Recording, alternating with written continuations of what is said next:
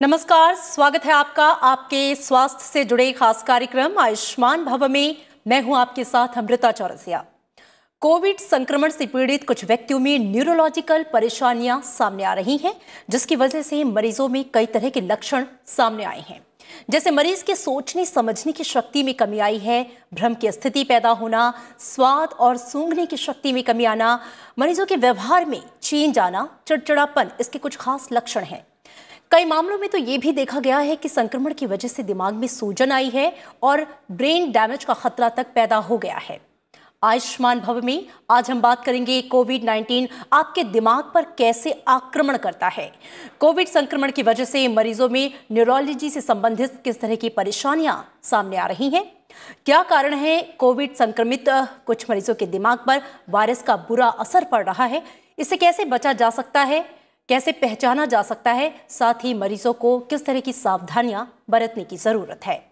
और इस चर्चा में मेरे साथ दो खास मेहमान जुड़े हैं, आपसे उनका परिचय करवा दूं। Doctor KB. शंकर हैं, प्रोफेसर और head of department neurosurgery Safdarjung hospital. Sir, बहुत स्वागत है आपका राज्यसभा टीवी में। और इसके साथ ही मेरे साथ जुड़ेंगे doctor M.V. Padma Srivastava, professor और head of department neurology AIIMS, साथ ही आप चीफ हैं न्यूरोसाइंसेस सेंटर की।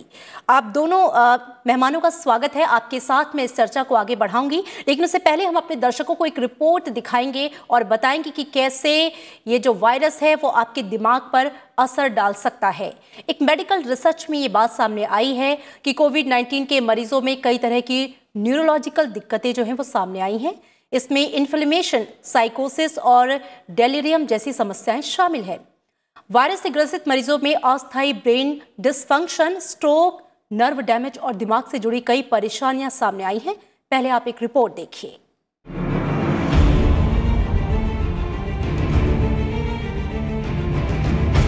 कोरोना वायरस मरीजों के शरीर पर कितना खतरनाक असर डाल सकता है, इसे लेकर कई खुलासे हो चुके हैं। कई शोध इस बात को पुख्ता कर चुके हैं कि संक्रमण से ठीक हुए व्यक्ति के दिमाग पर कोरोना वायरस का दुष्प्रभाव पड़ सकता है। कोरोना संक्रमण से ठीक हुए कई मरीजों में न्यूरोलॉजिकल डिसऑर्डर के मामले सामने आए हैं। इसमें इन्फ्लेमेशन, साइकोसिस और डेलिरियम जैसी समस्याएं शामिल हैं। ये न्यूरोलॉजिकल डिसऑर्डर कोरोना से उभरे कई लोगों के लिए परेशानी का सबब बन रहे हैं, क्योंकि ऐसे लोगों को कई तरह की परेशानियां हो रही हैं। वायरस से ग्रसित मरीजों में अस्थायी brain dysfunction, stroke, nerve damage और दिमाग से जुड़ी परेशानियां सामने आई हैं। कई मामलों में ये देखा गया है कि मरीज के दिमाग की नसों की काम करने की क्षमता प्रभावित हुई है। इसका असर व्यक्ति की सोचने की क्षमता और उसके व्यवहार पर पड़ा है। ऐसे मरीजों में चिड़चिड़ेपन की शिकायत भी सामने आई है। कोरोना संक्रमण से उबरने के बावजूद ऐसे लोगों में स्वाद लेने और सूंघने की शक्ति में भी कमी महसूस की गई है।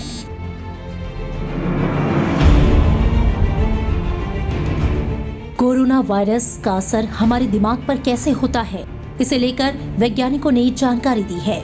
शोध के मुताबिक मरीज के शरीर में वायरस नाक के जरिए दिमाग तक पहुंचता है और ब्रेन सेल्स को संक्रमित कर देता है। इस वजह से मस्तिष्क को नुकसान पहुंचता है। वायरस की दिमाग में मौजूदगी की वजह से ऑक्सीजन के ब्रेन सेल पर इसका बुरा असर पड़ता है। संक्रमण की वजह से दिमाग में सूजन की समस्या भी हो सकती है, जिसे ब्रेन में एक्यूट डिसेमिनेटेड एंसेफेलोमाइलिटिस कहा जाता है। कोरोना वायरस का असर इंसान के दिमाग पर पड़ना चिंता की बात है। न्यूरोसाइंटिस्ट और ब्रेन स्पेशलिस्ट का मानना है कि सामान्य व्यक्ति अपने आसपास के माहौल के बारे में जितना जागरूक रहता है, संक्रमित व्यक्ति उतना नहीं रह पाता। इसके अलावा कुछ मरीजों में भ्रम, याददाश्त कमजोर होना और स्वभाव में बदलाव आने जैसी समस्याएं पैदा हुई हैं। संक्रमण गंभीर होने पर ब्रेन डैमेज का खतरा बढ़ जाता है।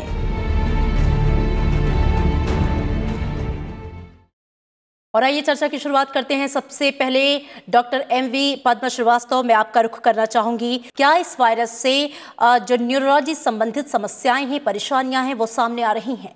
इनफैक्ट ये जो अभी इतने millions and millions of cases के बाद अभी जानकारी काफी सावधान हो गया है। It's very clear that corona in definitely affects the brain nervous system. How? एक तो है कि जैसे आपने कहा कि जो एनोस्मिया एग्यूशिया, जो loss of smell, loss of taste, इसके जरिए पहले ही ये था संभावना कि भाई ये तो ब्रेन के अंदर तो जा रही है किसी तरह, इसीलिए जो क्लिनिकल प्रेजेंटेशन में ही ये साबित हुआ। उसके बाद जैसे आपने आम जैसे इंसेफेलाइटिस आपने सुना होगा, वायरस इन्फेक्शन में मेनिंजाइटिस इंसेफेलाइटिस होती है, तो इस तरह भी लगा है। दूसरी तरह था कि पोस्ट इन्फेक्शंस में ये डीमाइलिनेशन जैसे होता है, एडम कहते हैं हम, उसको आप वो बात छोड़ दीजिए, आम जनता के उस भाषा में आप बोलना है कि ये ब्रेन डैमेज की स्थिति होती है जिसमें ब्लीडिंग भी हो गया, एक तरह के डैमेज हुआ। पर मोर इम्पोर्टेंटली ये पता चला कि कोरोना एक सिस्टमिक डिसीज है जिसमें खून गाढ़ा होता है, क्लॉट्स बनती है। तो ये जो क्लॉट ये जो होता है, ये खून की नलियों में, नॉट जस्ट लंग्स में या किडनी में या लिवर में, ब्रेन में भी होने लगा, हार्ट में होने लगा। तो ब्रेन अटैक और स्ट्रोक्स, और हालांकि जो मरीज कोई बुखार नहीं, कोई खांसी नहीं, कोई लंग की प्रॉब्लम नहीं, वो भी अचानक ब्रेन स्ट्रोक्स के जरिए प्रेजेंट भी करने लगे। और हमारे एम्स में भी हमने देखा कि कोई लक्षण भी नहीं है पर स्ट्रोक हुआ और स्ट्रोक के कारण कोरोना लिखा। तो ये क्लॉटिंग डिसऑर्डर और बाकी जो है इस नर्व डैमेज, जो आफ्टर इन्फेक्शन में कई न्यूरोपैथीज, कई माइलोपैथीज, कई तरह के पोस्ट कोविड कॉम्प्लिकेशंस पता चला। बट मोस्ट इंपॉर्टेंटली जो ले पब्लिक को भी पता चला कि वो है मेंटल फॉग, जो आपने इस जिक्र भी किए हैं कि एक तरह की कंफ्यूजन, एक तरह की मेमोरी प्रॉब्लम, एक तरह की जो एग्जीक्यूटिव फंक्शंस, जो आम जो जो भी आपकी एक्टिविटीज होते हैं जो पहले बहुत अच्छी तरह करते थे, या अभी वो क्लैरिटी नहीं रहा, कंफ्यूजन रहे हैं, उसको mental fog. There is a neuropsychiatric and degenerative diseases भी इसकी लक्षण आ रहा है इनके। इसका बहुत बड़ा सा अभी तो ये रिसर्च भी चल रही है, इनफैक्ट मल्टीनेशनल यूनिवर्सल रिसर्च चल रहा है, जिसके जरिए अभी नेक्स्ट 6 मंथ्स, 1 साल 1.5 साल के बाद क्या कोरोना पीड़ित जो सर्वाइवर्स है, पोस्ट कोविड सर्वाइवर्स में क्या degeneration, memory problem, dementia, Parkinson's, neuropsychiatric problems क्या होता है या नहीं, इसकी चर्चा भी हो रही है। And of course mental health तो आपको पता है ना Amrita ji, mental health is a totally different ball game, और इसकी तो बहुत सारा इसके ऊपर असर हुई है। और मैं रुक करना चाहूंगी डॉक्टर के.बी. शंकर का। सर, मेरा सवाल आपसे ये है, जैसा कि डॉक्टर पद्मा श्रीवास्तव ने भी बताया कि किस तरीके से ये घातक हो सकता है, लेकिन आपसे मैं ये समझना चाहूंगी कि वायरस का असर दरअसल दिमाग पर किस तरह से हो रहा है, कैसे ये वायरस दिमाग की नसों में प्रवेश कर रहा है? हाँ, मैं ये कहना चाहता हूँ कि ये किसी भी रेस्पिरेटरी वायरस की तरह ही बॉडी में अपर रेस्पिरेटरी ट्रैक्ट से एंटर करता है और फिर उसके बाद रेप्लिकेट करता है बॉडी में। अब जो हमारा जो ब्रेन होता है ये अपर रेस्पिरेटरी ट्रैक्ट के बहुत पास है। अब वहां से जो नर्व्स निकलते हैं उसके थ्रू ये ट्रैवल कर सकता है ब्रेन में। और अगर कोई छोटा भी डिफेक्ट हो, जैसे अगर किसी पेशेंट में, ट्रॉमा का पेशेंट हुआ जिसमें कोई बोन में डिफेक्ट हो, ये तो और भी आसान हो जाता है इस वायरस को ब्रेन तक पहुंचने के लिए।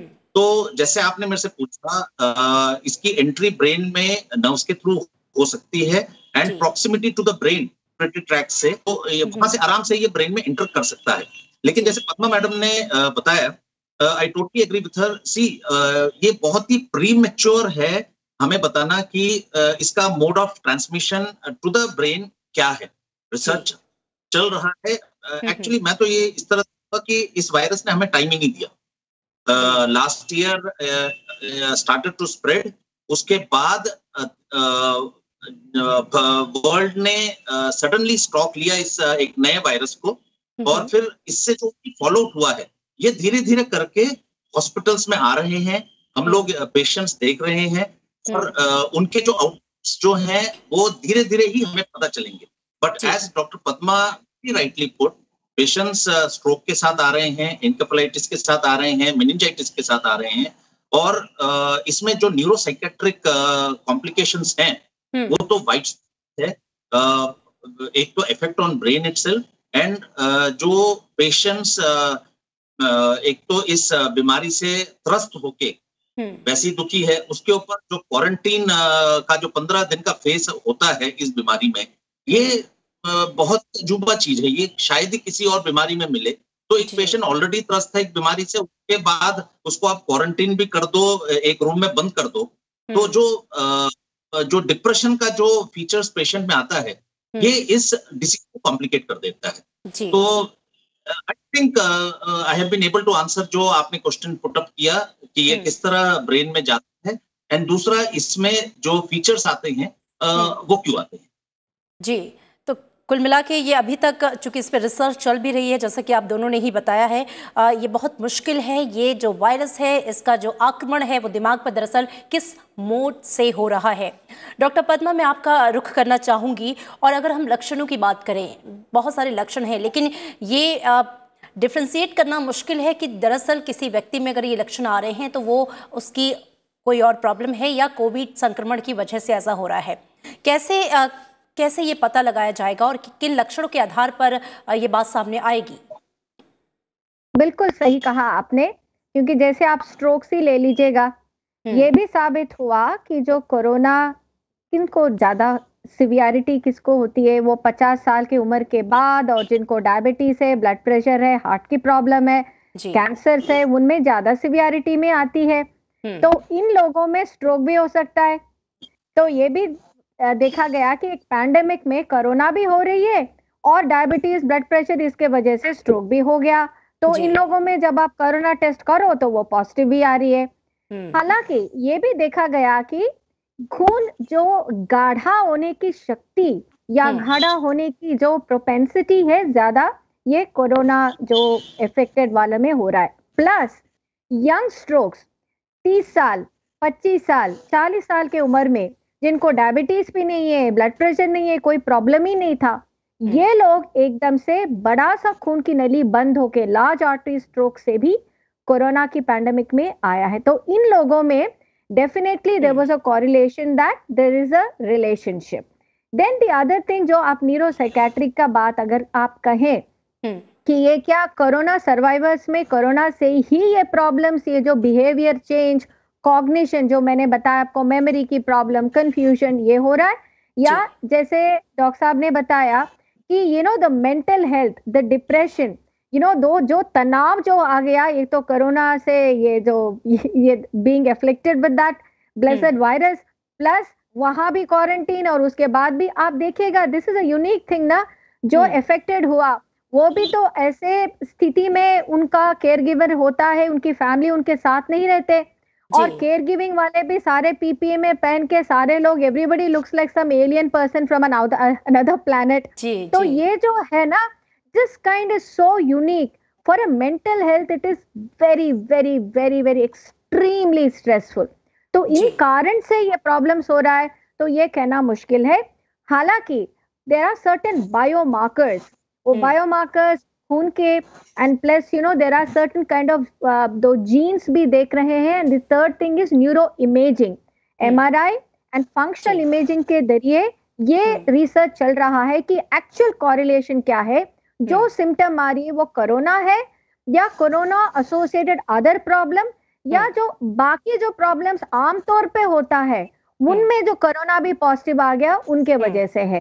So this is also being looked at, and I think in a couple of months we will get those answers. जी बिल्कुल बिल्कुल, पूरी जो रिसर्च है, जो कोशिश है, वो जारी है कि आखिरकार द मोड ऑफ इसका ट्रांसपोर्ट क्या है और कैसे ये फैल रहा है। Doctor KB. शंकर, मैं आपका रुख करना चाहूँगी और मेरा प्रश्न आपसे ये है कि क्या जो कोविड संक्रमण से पीड़ित मरीज हैं, क्या कुछ मरीजों में ही इस तरह के लक्षण आ रहे हैं कि उनके जो न्यूरोलॉजी सिस्टम है उस पर इसका असर हो रहा है, या सब में थोड़ा बहुत देखने को मिल रहा है? देखिए, ऐसा है कि इसमें जो लक्षण आ रहे हैं, जैसे मैडम ने भी पॉइंट आउट किया, एक तो ये जैसे खून को गाढ़ा करता है मल्टी सिस्टम में, तो एक मैनिफेस्टेशन तो उनके गाढ़ा होने से जो स्ट्रोक होते हैं उस कारण है, लेकिन इसमें जो भी मैनिफेस्टेशन है कोई बहुत ही अजूबा मैनिफेस्टेशन नहीं है। ये ऐसे पेशेंट्स हम नॉर्मल टाइम में भी देखते हैं, ठीक है। और डेफिनेटली इन बीमारियों का इंसिडेंस या नंबर इंक्रीज जरूर हुआ है इस पैंडेमिक में, लेकिन इसका क्या कोरिलेशन है इन बीमारियों के साथ, मैंने जैसे आपको बताया, देखिए ये बहुत ही प्रीमेच्योर है, ठीक है। पॉइंटर्स आ रहे हैं कि हर कंट्री में स्ट्रोक के इंसिडेंस इंक्रीज हो गए, ठीक है। पेशेंट को मेनिंजाइटिस हो गया, जैसे मैडम ने बताया, नर्व डैमेज से पेशेंट के बिहेवियरल चेंजेस हो रहे हैं। अब ये इसमें कितना परसेंटेज कोरोना वायरस एंड उसके मैनिफेस्टेशंस के कारण है, ये विद टाइम पता चले। ये राइट नाउ जो दुनिया हम लोग जूझ रहे हैं इस पैंडेमिक से, तो इसमें जैसे जैसे पेशेंट आता है हम लोग लाइकवाइज ट्रीटमेंट करते हैं और ये मान के चलते हैं कि मे बी जैसे पेशेंट कोरोना नेगेटिव हुआ या ट्रीट हुआ, ये मैनिफेस्टेशंस खत्म होंगे, या हर पेशेंट में नहीं देखे जाते। और जैसे मैडम ने खुद कहा कि बेसिकली इनके मैनिफेस्टेशंस या क्लिनिकल जो पिक्चर होता है डायबिटिक और दूसरे कोमॉर्बिड पेशेंट्स में ज्यादा होते हैं। तो अगेन वही चीज मैं कहूंगा, विद टाइम पिक्चर क्लियर होगा, लेकिन ये डेफिनेट है कि कोरोना का ब्रेन पे असर जरूर है। अब कितना कंट्रीब्यूशन उसका इन बीमारियों में है, ये तो विद टाइम पता चलेगा। जी जी बिल्कुल। डॉक्टर पद्मा, मैं आपसे ये जानना चाहूँगी कि जब हम इलाज की बात करते हैं तो इस तरह के पेशेंट्स के लिए किस तरह के इलाज आप लोग प्रोवाइड कराते हैं, और क्या जो व्यवहार में चेंज आ रहे हैं या दिमाग में जिस तरह की बातें आ रही हैं, भ्रम की स्थिति उत्पन्न होना, कन्फ्यूज़न की स्थिति, चिड़चिड़ापन, तो क्या उस मरीज़ की दिनचर्या में उसके साथ रहने वाले लोग जो हैं उसके साथ कैसा व्यवहार करें, क्या कुछ मनोवैज्ञानिक जो परामर्श जिसे कहा जाता है उसकी भी ज़रूरत पड़ती है इसमें? सही कहा आपने। तो इसमें दो चीजें हैं अमृता जी। एक तो है कि कोरोना के जो संपर्क में आ गया है, आपको पता है कि उनकी जो देखभाल कुछ अलग तरीके से, क्योंकि प्रोटेक्शन आ जाती है, पीपीई पहनना पड़ता है, लेवल 3 पीपीई होती है उनके लिए स्पेसिफिक। जैसे इमरजेंसी में आ गया कोई कोरोना पॉजिटिव है तो उनकी देखभाल सेपरेट वार्ड में होता है। ये तो सारा वर्ल्ड में यही चल रहा है। तो हालांकि ये क्या हो गया कि इमरजेंसी में हार्ट अटैक से कोई मरीज आ गया, ब्रेन अटैक या स्ट्रोक से मरीज आ गया, उनकी जो देखभाल में टाइम इज मोस्ट क्रूशियल। जैसे कोई भी आर्टरी, कोई भी खून की नली बंद हुई तो उसको वो खून की जो बंद हुआ उसकी रफ्तार दोबारा चालू करनी पड़ेगी एज सुन एज पॉसिबल। हर मिनट उसमें बहुत महत्वपूर्ण होती है। तो वैसे कैसे करें? तो क्योंकि कोरोना मरीज है तो कोरोना पॉजिटिव हुआ तो पीपी पहनना पड़ेगा, उनको सेपरेट ले जाना पड़ेगा। तो ये सब करते करते तो जो वक्त, जो प्रेशस है वो खराब हो जाएगी, क्योंकि कोरोना हो या नहीं हो, जो भी खून की नली बंद हुई उसको तो खोलना ही पड़ेगा। तो एक प्रोटेक्टेड कोड सिस्टम आ गई है, वो पब्लिश भी हो गया, वो सारा ऑल हॉस्पिटल्स उनको अपनाया, हम एम्स में भी कर रहे हैं। वो डेडिकेटेड कॉरिडोर्स होते हैं, डेडिकेटेड, उसको ग्रीन कॉरिडोर बोलते हैं। तो ये जो मरीज आ जाते हैं तो सस्पेक्टेड या प्रूवन है तो हमारा जो डेजिग्नेटेड सेंटर में जाके जो भी नॉर्मली जो ब्रेन अटैक को हम ट्रीटमेंट करते हैं ऐसे ही करते हैं। और सस्पेक्टेड मरीज को ग्रीन कॉरिडोर में एक डेजिग्नेटेड लिफ्ट है, हमारे डेजिग्नेटेड सीटी मशीन है, ताकि कि उसके बाद उसको सैनिटाइज कर सके, और एक वार्ड भी बना दिया, जब नेगेटिव हो तो जो स्ट्रोक वार्ड वगैरह में ले जाते। तो ये सारा स्ट्रीमलाइन हो गया। दूसरी जो सवाल है आपने पूछा कि अगर अभी वही भी डॉक्टर शंकर ने भी यही कहा कि कोई गिलियन बैरे सिंड्रोम, ये पोस्ट कोविड ये नर्व की प्रॉब्लम आ जाती है, तो नॉर्मली जो जीबीएस में हम लोग जो देते हैं, प्लाज्माफेरेसिस किया या आईवीआईजी दिया, जो भी दिया, वो ही ट्रीटमेंट इनको भी देते हैं। ये नहीं कि कोरोना पॉजिटिव है तो इनको कुछ और देना है और कुछ और करना है। The same treatment regimes continue. Number 3, जो आपने कहा ना, जो न्यूरोसाइकेट्रिक मैनिफेस्टेशंस, जो बिहेवियर की प्रॉब्लम से जो आते हैं, तो एक रोल होता है मेंटल हेल्थ स्पेशलिस्ट का, एक रोल होती है केयर गिवर और फैमिली का। जी। नाउ आपका जो मेंटल हेल्थ का ठीक है, तो डिप्रेशन है तो एंटी डिप्रेशन का जो भी मेडिसिन दिया, एंजाइटी कुछ कम करने के लिए किया है, वो ठीक है। पर फैमिली और केयर गिवर्स का क्या रोल है? क्योंकि एक बार कोविड नेगेटिव आया, घर आके भी वो क्वारंटीन में रहेगा, तो केयर गिविंग फैमिली में कुछ लोग पॉजिटिव हुए, कुछ लोग तो नेगेटिव होंगे। तो वो सारा जो है कैसे वो करना है, ये भी मेंटल हेल्थ स्पेशलिस्ट ने बताया। कॉन्फिडेंस देना है, उनकी हैंड होल्डिंग बहुत जरूरी है अमृता जी, बिकॉज जब आप ऑप्टिमिस्टिक हो और वो जो एटमॉस्फेयर ऐसे रहे कि चलो कोई नहीं, ये ठीक हो जाएगा, वी विल बी ओके, कोई प्रॉब्लम नहीं, ये जरूरी है। तो इसमें मिथ्स, मिसकंसेप्शंस, भ्रांतियां नहीं होनी चाहिए। ज्यादा तक फियर जो है ना, उससे और ज्यादा प्रॉब्लम होती है। हालांकि आपने देखा है 90% से ज्यादा तो ठीक ही हो जाते हैं ना, नॉर्मली रहते हैं। तो this confidence and optimism has to be given. Yes, बिल्कुल, सकारात्मक सोच और जो परिवार है उसका सपोर्ट बहुत ज़रूरी है ऐसे पेशेंट्स के साथ।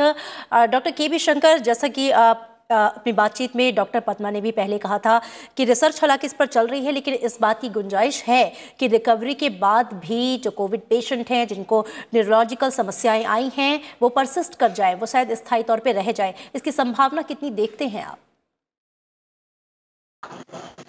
देखिए, अभी मैं वही कह रहा हूँ, इतना एक्चुअली देखिए, या तो इसका राइट आंसर तो तब दिया जाएगा जब कोविड पैंडेमिक शुरू हुआ और उसके 1-2-3 साल बाद हम ये बात करें, ठीक है। लास्ट ईयर से हमें पेशेंट्स मिलने लगे, ठीक है। उसके बाद जैसे मैडम खुद कह रही हैं कि 90% तो पेशेंट्स अपने आप ही ठीक हो जाते हैं, लाइक एनी वायरल इन्फेक्शन, ठीक है। जो सीक्वली जो है न्यूरोलॉजिकल प्रॉब्लम्स के साथ क्या होता है, it always takes time even in a normal patient, ठीक है। यही चीज कोविड पेशेंट में भी देखा जा रहा है, लेकिन जो लॉन्ग टर्म इफेक्ट्स के लिए हमें वेट करना पड़ेगा और धीरे धीरे करके इन पेशेंटों में से कितने लोग लॉन्ग टर्म सीक्वली के साथ रहेंगे वो तो जैसे टाइम निकलेगा। और अब ये जो एक नई समस्या आई है, एक नया वेव आ रहा है जहां पे रेसिस्टेंट स्ट्रेन्स आ रहे हैं, ये इस पिक्चर को और कॉम्प्लिकेट करता है। अब उनके क्या न्यूरोलॉजिकल मैनिफेस्टेशंस होंगे ये हमें पता नहीं है। तो overall world wide and medical community में कंफ्यूजन है, ठीक है। इस पहली बात तो इस कंफ्यूजन को हमें दूर करना है। अब वो दूर करने के लिए विद टाइम जो भी इंफॉर्मेशन आता जाएगा उसे एसिमुलेट करके पेशेंटों के साथ कोलैबोरेट करके I think over time in सभी आंसर्स, सभी क्वेश्चंस के आंसर्स मिलेंगे। बात कहीं ना कहीं इस सवाल का जो जवाब है वो मिलेगा। डॉक्टर पद्मा, मैं आपसे ये समझना चाहूंगी, क्योंकि हमने आमतौर पे देखा है जो मानसिक समस्याएं होती हैं, परेशानियां होती हैं मनोविज्ञान से संबंधित, उसको ठीक होने में वक्त लगता है। उसमें दवाइयों का तो साथ होता ही है, उसके साथ साथ जो परिवार का सहयोग है, जो व्यवहार है, पॉजिटिव सोच है, इन्वायरमेंट है, पूरा सबका कॉन्ट्रीब्यूशन कहीं ना कहीं होता है। तो क्या सेम चीज़ हम इसके साथ भी देखें, जो कोविड की वजह से न्यूरोलॉजिकल समस्याएं आ रही हैं, हम माने कि अगर किसी व्यक्ति को ये दिक्कतें हो रही हैं तो उसमें भी उतना ही वक्त लगेगा, तो पेशेंस रखने की ज़रूरत है और वही जो वातावरण है क्रिएट करने की ज़रूरत है जिससे वो उसकी रिकवरी फास्ट हो। बिल्कुल, आपने सही कहा। और ये भी देखा गया कि जनरली जो मेंटल फॉग या कंफ्यूजन लगता है कि 4-6 हफ्ते, मैक्सिमम 8 हफ्ते, ये देखा गया है कि उसके बाद वो ठीक ही हो जाता है। कई लोगों को बहुत सारे सिर दर्द होते हैं, जो माइग्रेन पीड़ित होते हैं उनकी माइग्रेन लगातार होती है, वो भी हमने देखा 4-6 हफ्ते में वो ठीक हो गया। तो ये ऑलरेडी हमारे पास आ गया है कि ये चीज बहुत टेम्परेरी है, और जैसे थोड़ा सा हौसला दे दे, थोड़ा कॉन्फिडेंस दे दे तो ये ठीक हो सकता है। और इन लोगों में बहुत सारे मेडिसिन की उपयोग भी नहीं था।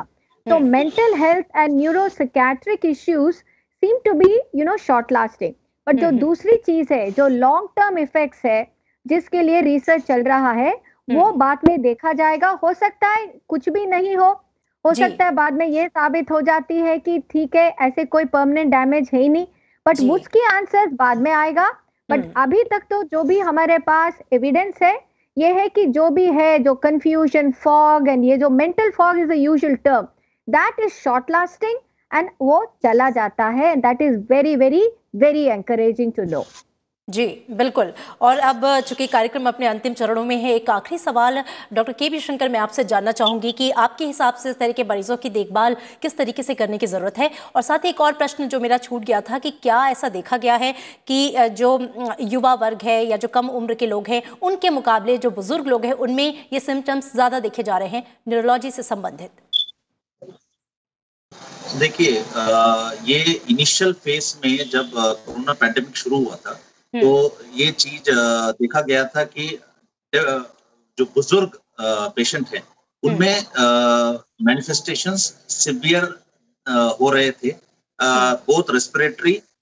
इनिशियल तो रेस्पिरेटरी ही देखा जा रहा था, लेकिन जो न्यूरोलॉजिकल प्रॉब्लम फिर उसके बाद जैसे पेशेंट्स में आने लगे तो ये देखा गया है कि बहुत ज्यादा अंतर नहीं है old age patients, new and जो यंग पेशेंट्स में।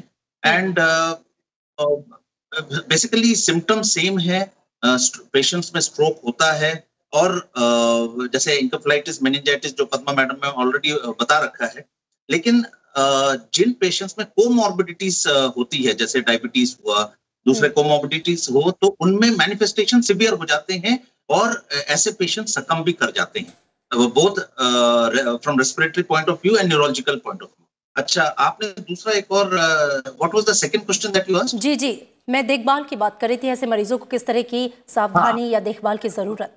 पद्मा मैडम ने बहुत ही अच्छी तरह इसको एक्सप्लेन किया है। सी, ये पहली बात तो मल्टी डिसिप्लिनरी अप्रोच होना चाहिए from doctors point of view. ये कोविड का पेशेंट आता है, प्राइमरली रेस्पिरेटरी होता है, तो रेस्पिरेटरी डॉक्टर तो इन्वॉल्व होता ही है। उसके बाद जैसे जैसे सिस्टमिक इन्वॉल्वमेंट होता है दूसरे डॉक्टर्स जुड़ जाते हैं।